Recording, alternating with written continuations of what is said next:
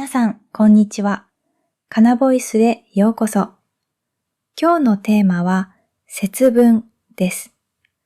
2月の初め、日本中の家で豆をまいて鬼を追い出す、ちょっと面白い行事について話します。節分とは、季節の変わり目という意味です。特に冬から春に変わる日、2月3日頃を指します。昔の日本人は季節が変わるときに悪いものが入ってきやすいと考えました。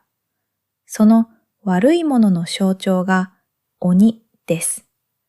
鬼は病気や不幸など悪いことすべてを表しています。だから豆をまいて鬼を追い払い、新しいシーズンを幸運な気持ちで迎えるのです。節分の一番有名な習慣は豆まきです。いった大豆を使います。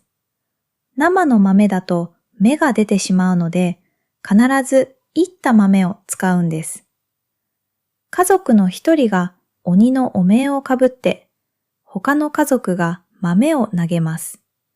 その時に言う言葉が決まっています。鬼は外、福は内。鬼は外へ、幸せは内へという意味ですね。豆まきの後、面白い習慣があります。自分の年齢と同じ数、または年齢プラス1個の豆を食べるんです。これで1年間健康でいられると信じられています。もし日本の保育園や幼稚園を訪れる機会があれば、節分の時期に鬼のお面を作る子供たちを見られるかもしれません。とても可愛らしい光景ですよ。最近人気があるのが恵方巻きを食べる習慣です。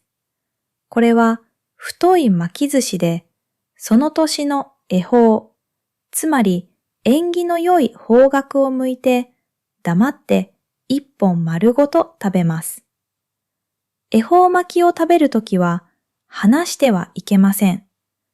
食べている途中で話すと運が逃げてしまうと言われているからです。ちょっと大変ですが面白い体験です。もし2月上旬に日本のスーパーやコンビニに行けば恵方巻きや節分用の豆が売っているのを見つけるでしょう。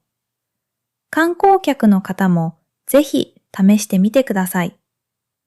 また、多くの神社やお寺でも節分のイベントが行われます。有名人やお相撲さんが豆をまくこともあり、たくさんの人が集まります。無料で参加できる場所も多いです。節分は宗教的な行事というより、家族や地域で楽しむ季節の行事という感覚が強いです。悪いことを追い出して、新しいシーズンを良い気持ちで始めたいという願いが込められています。これで節分についての説明は終わりです。次に2月3日頃、日本にいたら、ぜひ、鬼は外、福は内と言いながら豆をまいてみてくださいね。今日も最後まで聞いてくださってありがとうございました。次回のエピソードでもまた一緒に日本語を楽しもう。